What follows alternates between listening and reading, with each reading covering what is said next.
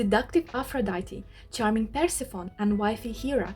These are not just Greek goddesses, but also 8 feminine archetypes that determine your personality, the partner you attract, and ultimately your fate. So which one are you, and which one you need to develop to achieve your goals? Which one you need to develop to attract a high-value partner and to become successful? About this and much more we will talk in today's video. Hi, I am Alena, life coach, female coach, and TEDx speaker. Welcome to my channel. Let's talk about 8 feminine archetypes. Before we begin, it's important to note that archetypes are not something that is set in stone. For example, if you realize that one of your strong archetypes is Artemis, who competes with men, but you need to create a family, you want to meet a partner, then you will know that you need to develop an archetype of Hera, of a wife, to attract a high-value partner. So archetypes is not set in stone, it's rather roles that we play during our lifetime. Our first archetype to talk about is Demeter, a goddess of motherhood, farming, and fertility. This is an archetype of a mother, of a woman that gives something to the world and is not asking for anything in return. It can be directly like her own children and raising them, but also it's an archetype of a woman who cares for others. In her positive demeanor, you hear the call of Demeter when you want to have children, to create a family, to take care of your own home and others. She also teaches you to be compassionate, generous, and caring. She also teaches you to take care of your own self, of your inner child. However, Demeter has a negative trait as well. If you remember the Greek myth about Demeter, she had a daughter, Persephone, who was kidnapped by the god of underworld from her, which outraged Demeter. So the negative side of Demeter is becoming overpowering, consuming her children, and being demanding to men, because Demeter was left by her husband Zeus and was raising Persephone alone. Demeter might not even have any life outside of her family. If your archetype is Demeter, if you feel like this sounds like you, you're a natural mother. You know which amazing qualities you have, and also you know which qualities, which path you shall avoid to stay an attractive and successful woman as well outside of your family. Our second archetype is Persephone, the daughter of Demeter. She is an innocent young girl, sheltered by her mother's protection and love.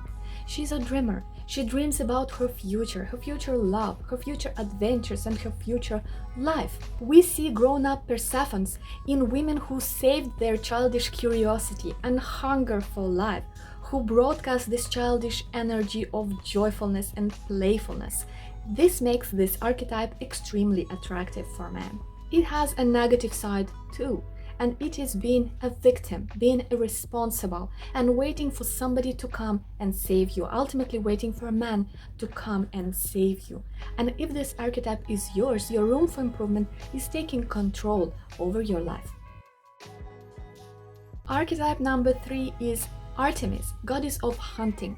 She is an independent girl who enjoys traditionally male activities and likes to compete with men. This is an archetype of a feminist, of an Amazon. Artemis is a girl who has goals and who achieves them.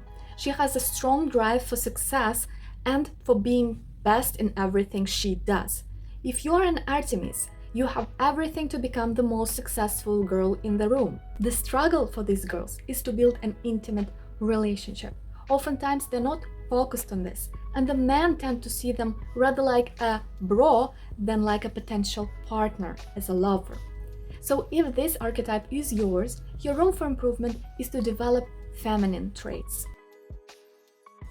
Our fourth archetype is Athena, the goddess of wisdom and tactics. Interestingly, Athena didn't have a mother.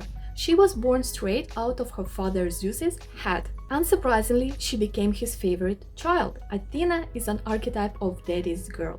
This is a woman who is powered by logic and has difficulty in expressing her own emotions. This is a woman who strives to achieve success in man's world, to impress her powerful dad, usually. If Artemis competes with men and sometimes even despises them, Athena admires men and wants to be one of them, achieve success in their world. If you imagine a woman in a classic suit somewhere in an office in Manhattan climbing the corporate ladder, you will know how modern Athena looks like.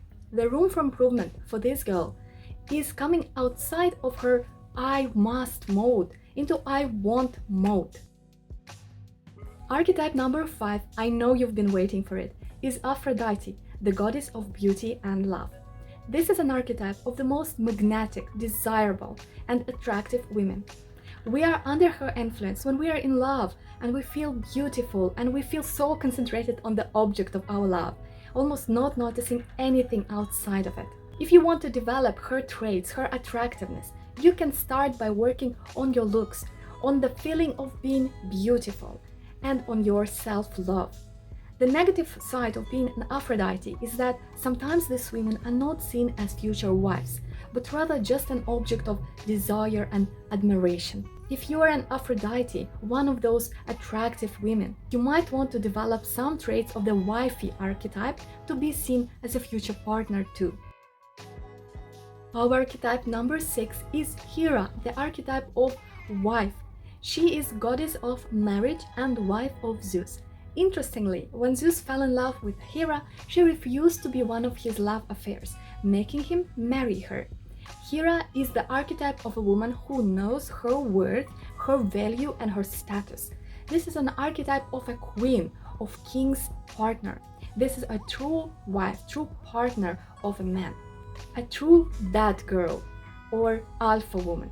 If you want to become that girl, by the way, I prepared a free masterclass for you. You can find the link under this video. Don't forget to watch it.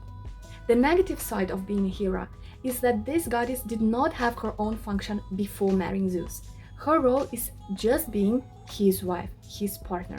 So the room for improvement for such women is looking outside of the marriage, finding her own goals and pursuing them.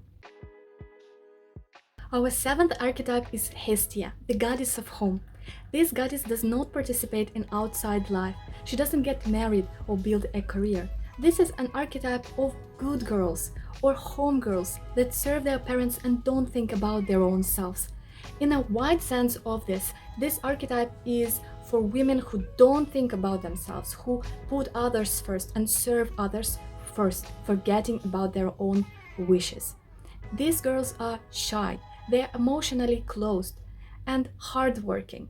They are often being overlooked, go unnoticed, and they feeling difficulties when they need to say no to others. The room for improvement of a Hestia is coming out of her shell, remembering her own wishes and pursuing them. And the last feminine archetype is Hecate. Hecate is a wise woman. Sometimes they seem a little strange, a little bit outside of this world. They are almost too smart for this world and other people around them. They are always ready to give you a good advice because Hecate has a very good and highly developed intuition. Because they are so smart and observant, they understand others very well and can even serve as a mediator between two conflicting people. When I think about Hecate archetype, I imagine a wise therapist who understands your emotions very well and helps you learn about yourself so fast. The room for improvement for a Hecate is jumping outside of her inner world because she is so often locked inside of it. It's staying here and now and experiencing life around her. So these were 8 feminine archetypes. Give me a thumbs up if you liked this video and if you learned something new today. And don't forget to share which archetype are you. I'm very interested to know. Thank you for watching and I will see you in my next video. Bye bye.